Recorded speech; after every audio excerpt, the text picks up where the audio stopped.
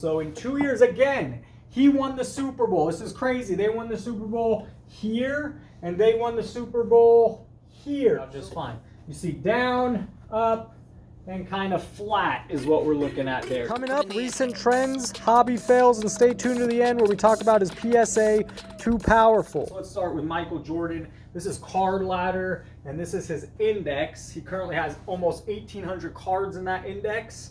And you can see that in 2022, this is a 2-year chart, that in just 2022, this index was up at 20,000. Currently today, it's all the way down to what, under 14,000. So let's take a look at what cards are in this index. Really, we just want to look at the big one, and that is Michael Jordan's rookie card. So there's many other cards in this index, but we're going to go from here and take a look at the Jordan rookie card. Before we do that, let's take one more look. You can see the steady downward descend, and really this was May 2022. 2021, I mean, this was the peak. So I mean, really this index has just crashed. However, you can see since what, January, let's call it 2023, so over a year, it's really flattened out, which is good. There's been some movement as of late, but right back to where we were. So again, let's take a look at Jordan's rookie card. We're going to hit 2 more cards after this, different sport, but also big players. So this is PSA 10. It clearly sells for a crazy amount of $210,000. There's just 324. Normally, that pop count is too high to have a card worth this price. I could expect to see this price continue to shoot down. However, if we look at the sales chart here, let's look at the sales chart for the last 2 years. Again, prior to 2022, 2021 was the peak. 2019 it was creeping up, 2020 COVID, and 2021 it hit peak. So these are definitely down, this card, since 2021. However, since 2022, the last 2 years, this PSA 10 has somewhat leveled. There's been sales as low as 150 grand, sales as high. One outlier there of over 350 grand, I'd be a little skeptical of that sale, but there's one of 250. So this is in a PSA 10, and again, with 324 copies, normally that's too many to hold a price like this. You see cards with this price tag, pop count of 5, pop count of 2. I mean, if you have a pop count of 20 or more, it's very rare you're going to see a price like that. But he's Michael Jordan. I mean, he's the GOAT in basketball. He's also not just the GOAT in basketball. He's probably the most well-marketed athlete of all time to this day. I teach 11-year-olds, and they wear Jordans to school. So I mean, they're doing passion projects on Jordan shoes. And in case you wanted to see the rest of the classroom, oh my goodness.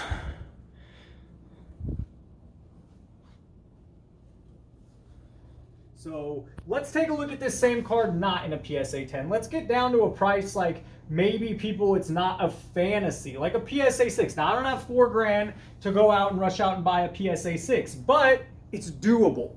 $200,000, no bro, I'm gonna go buy a house.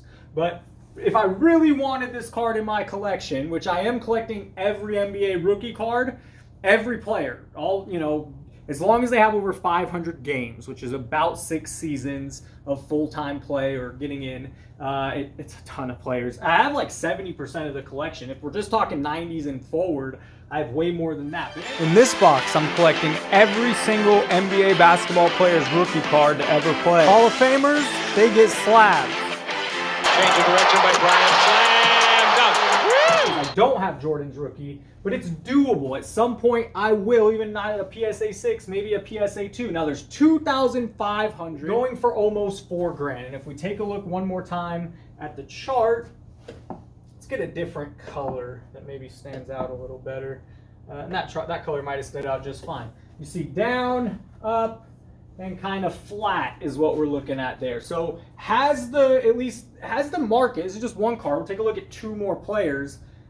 Has the market finally, this is really what it would have looked like from 2021. It definitely fell. This was a peak.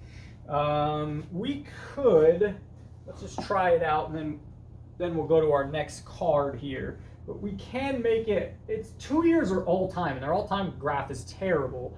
But yeah, I mean, this is 2021, and it's exactly what I expected. I mean, there's plenty of sales in this market here on the fall down, and somewhat it's curving to be flat. Hopefully the descent has stopped, you know, but who knows? There are a lot of this Jordan rookie card. It's not as rare as you might think. So I'm curious to see what continues to happen with the Jordan rookie card. Look at that, look at that.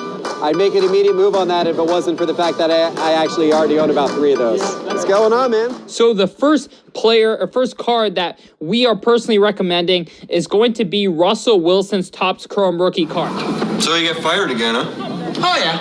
Yeah, well, I lost my job too.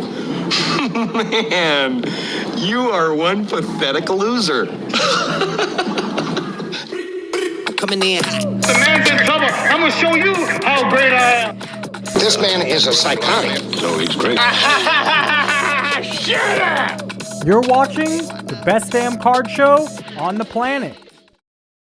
All right, so let's take a look at which player we're going to do next. So we did Jordan. If we scroll down just right here, here's Patrick Mahomes. I think that's perfect. So Patrick Mahomes is a much different story than Jordan. Jordan has been retired for a long time, whereas Patrick Mahomes is still in the midst of his legendary career. And if we just look at this index, the index has 292 total cards in it.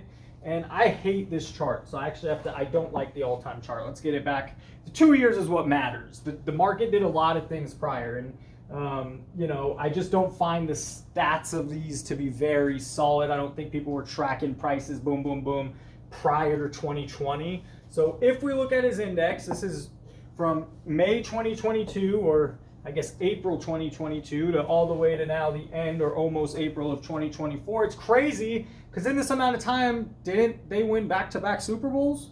I guess, yeah, they would have won in 2023 here, and they would have won in 2024 there. And it's just, you know, you would have never guessed by looking at this index that he won back-to-back Super Bowls and is challenging Tom Brady for best quarterback all time. Let's go look at a few of his rookie cards and see if maybe this is telling a wrong story. So here's Prism Silver. I think from here we'll be able to jump. We can even look at his Prism Silver. So the Prism Silver in a PSA 10, there are 940, and it's currently selling for $5,300. And I don't know whether that's a good deal or a bad deal. So if we scroll down, let's take a look at the last 2-year chart. And so in 2 years, again, he won the Super Bowl. This is crazy. They won the Super Bowl here, and they won the Super Bowl here. So I guess, you know, it was trending down until what, about December 2023, and then the playoff run. Let's get a different color in there. Then the playoff run, and, you know, it has kind of taken the other direction of a turn. I guess the purple works best. It has started to tick back up, but if we look at it, I mean, that's where it's been since prior to winning the back-to-back Super Bowls, all the way in the summer of 2022. And again, you know, it was 6,000 here at the beginning of 2022, and it would have just been way up here in 2021.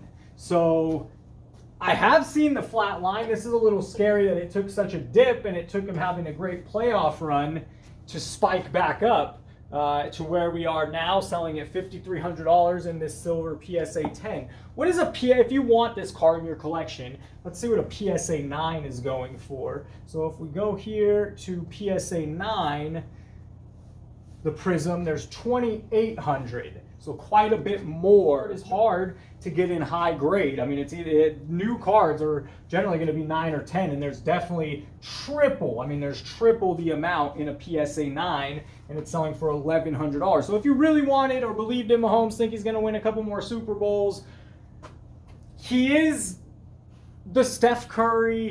Let's put it, he's easy to market, even with this crazy brother, even with his wife.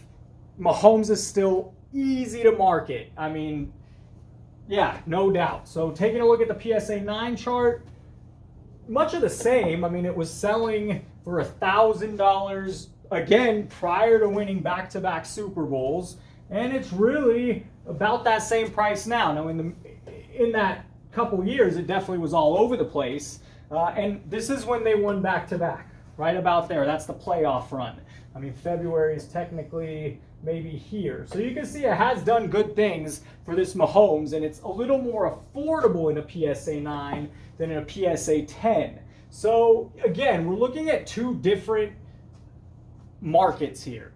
Jordan's basketball, Jordan's quote-unquote vintage basketball, there's only 1 year printed. Fleer, you know, that's the only set printed of that year in Jordan's rookie cards. But it's older basketball, it's compared to football. I think the Jordan told a more drastic story where Mahomes has now won 2 Super Bowls in a row. Maybe if we were looking at somebody else's card. Let's take a look at one last player. I want to know if you got your popcorn ready.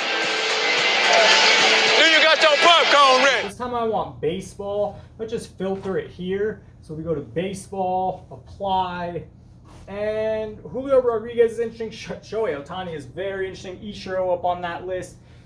These are, by the way, sorted by the last 24 hours of volume sale according to Card Ladder. So what Card Ladder is tracking, Mickey Mantle in the index, $17,000 worth in the past 24 hours.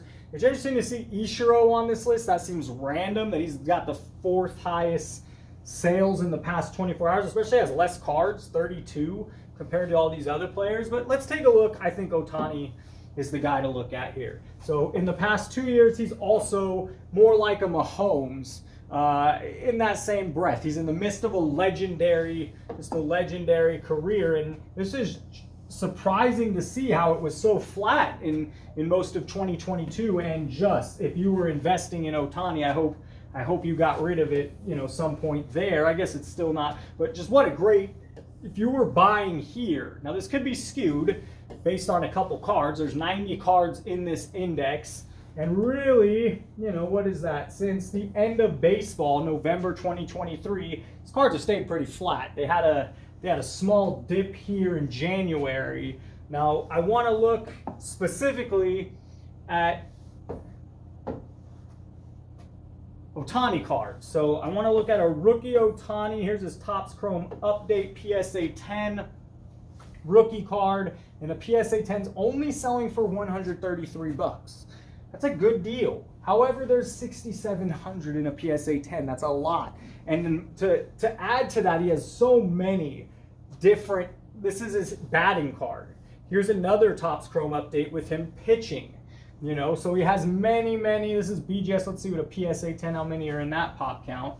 And a PSA 10 again, 5,000. So those combined, you have 11,000 PSA 10 rookie cards. That's not to count the base tops and every other. Here's base. There's, okay, pink refractor we don't want. So how is this index? Now, let's just, PSA 10, rookie update, Topps Chrome. This is the premium version in Topps Chrome. Let's just take a look at his last 2 years in, let's get rid of that, please.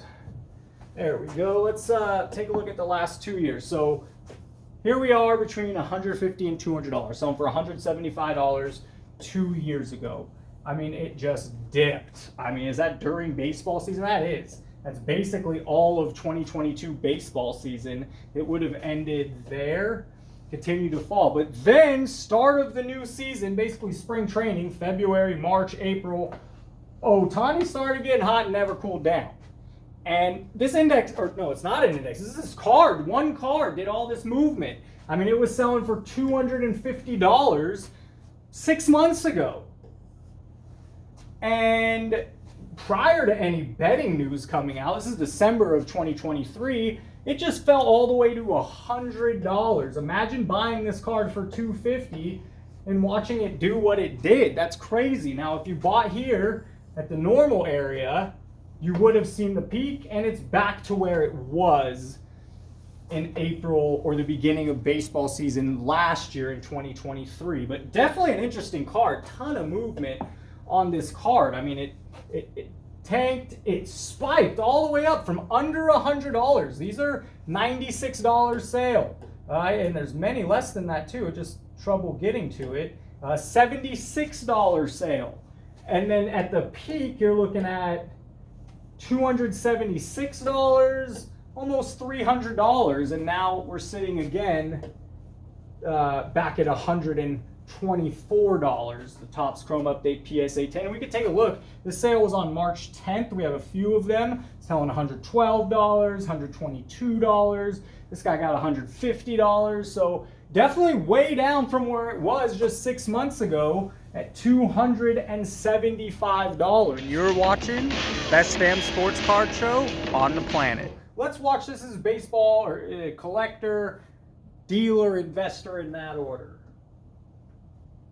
I've been a collector for a while. Again, it is a longer question, but bear with it, it's worth it. And we'll let him read it and go from here. Over 30 years, there's an unhealthy obsession in this hobby with grading. It just seems like everyone has this obsession with it and that nothing can ever remain raw no matter what the card is. Not to mention the fact that PSA is the most corrupt grading company of them all. Can you please explain to me why it's okay for them to upcharge people or grade a card, a resubmitted card 3 different times, 3 different number of grades with no explanation or grader notes? They have been given too much power, and yet because of resale value, we keep feeding the beast.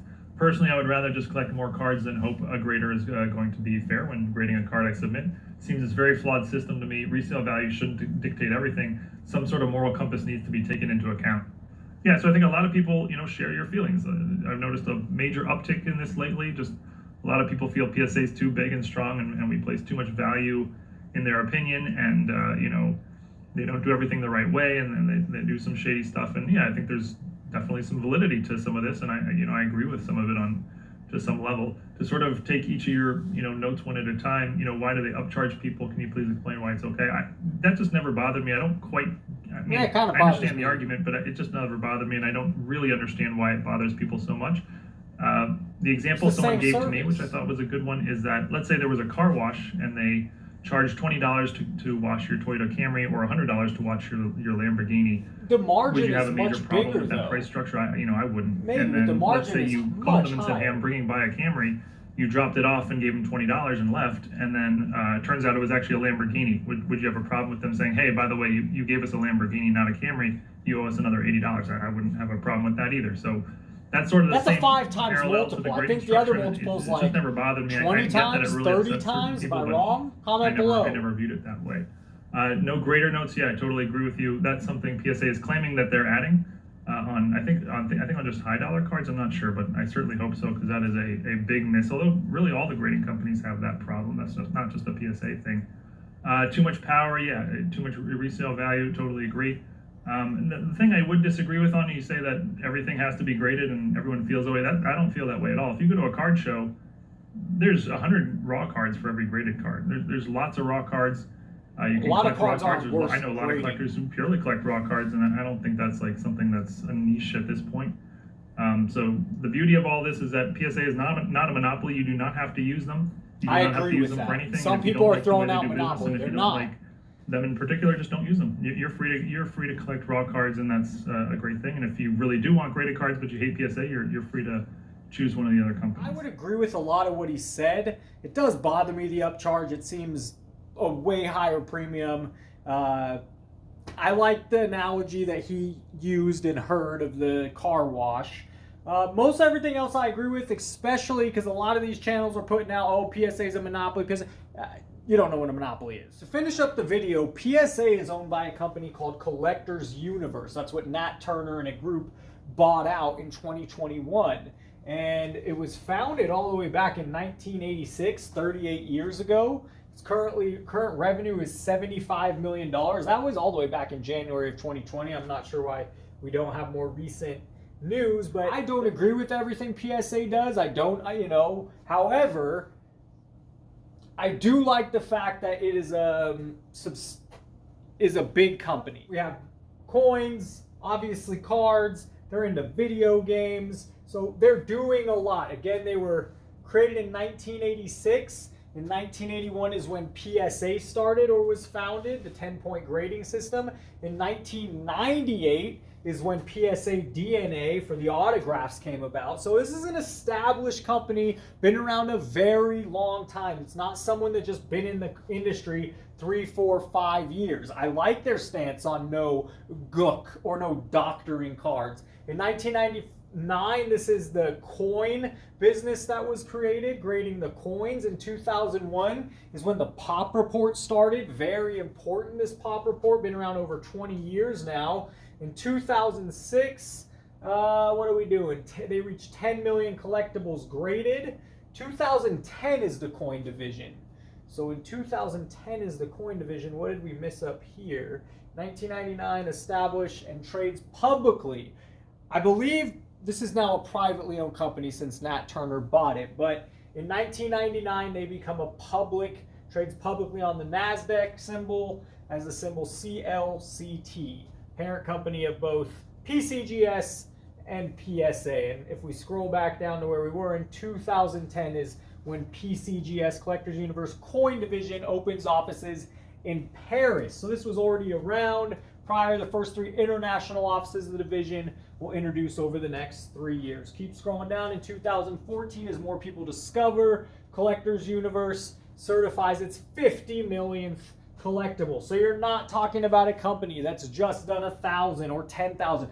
50 million different collectibles graded, and yes, there's scams, and yes, they've said there's doctored cards out there.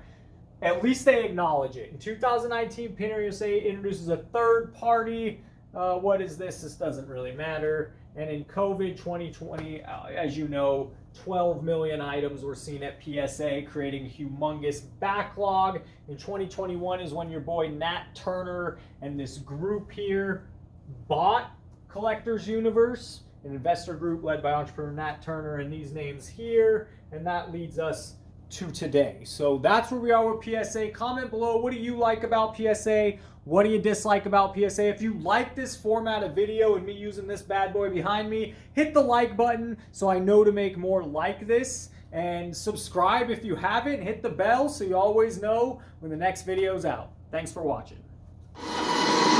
Oh, boys! I'm back!